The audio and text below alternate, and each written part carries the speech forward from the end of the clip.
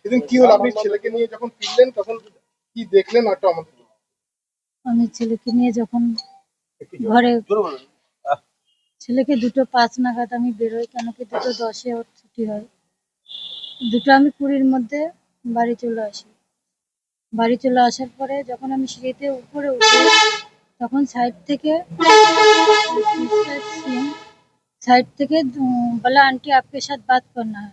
তখন আমি অনেক হতষ্ট হয়ে যাই, মানে মুখটা আমার মানে আতঙ্কিত হয়ে যায় যে হট করে ঘরে কে ঢুকলো। নামটা মনে করতে পারছিলাম না সেই মুহূর্তে, কিন্তু পরবর্তীকালে যখন ফটোটাকে দেখলাম তখন নাম মনে করতে পেরেছি। দেশরাজ সিং পাশ থেকে বললো, আন্টি আপকে সাথ বাত করনা है। প্রথমে আমি বলি যে কে তুমি, কে? বললো, আন্টি আপকে সাথ বাত করনা है। আমি বললাম যে যে কথা বলার আছে বাইরে যাও, তুমি বাইরে যাও, তারপরে কথা হবে। তখনই আমার উপরে অ্যাটাক করে পাশ থেকে, মানে সামনে চলে আসে, এসে দুটো ফায়ার করে, কিন্তু যে গুলি ছিল না হয়তো, কিংবা গুলি বেরোয়নি। আর সাথে সাথে আমার ছেলে আমাকে ধরে পাশের রুমে নিয়ে বন্ধ করে, অনেক ধাক্কাধাক্কি করার পরে তখন আমি ছেলেকে বললাম, দেখ দিদি কোথায়।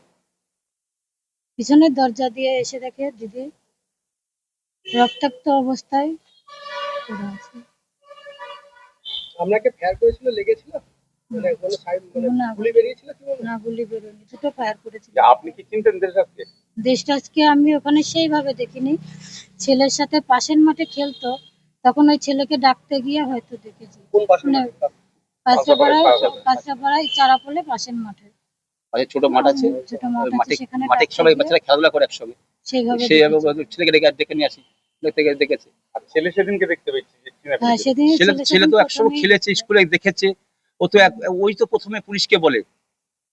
ওই তো কি দিদি আপনার সাথে দেশরাজের কি কখনো কথা হয়েছিল? কোনোদিন কথা হয়নি না, সেইভাবে ওই খেলার মাঠে গিয়ে ছেলের সাথে দেখা হয়েছে। ও এই বাড়ি চিনলো কি করে? সেটা তো দেশরাজকে ধরা পড়লে দেশরাজই বলতে পারবে। সেটা দেশরাজই বলতে পারবে যে এবারে চিনল। এর আগে আপনার সাথে কোনোদিন কথা হয়েছিল? কোনোদিন কথা হয়নি। কোনো কিছু বলেছিল ফোন করে? না, কোনো কিছু ফোন করে বলে। আচ্ছা, আপনাদের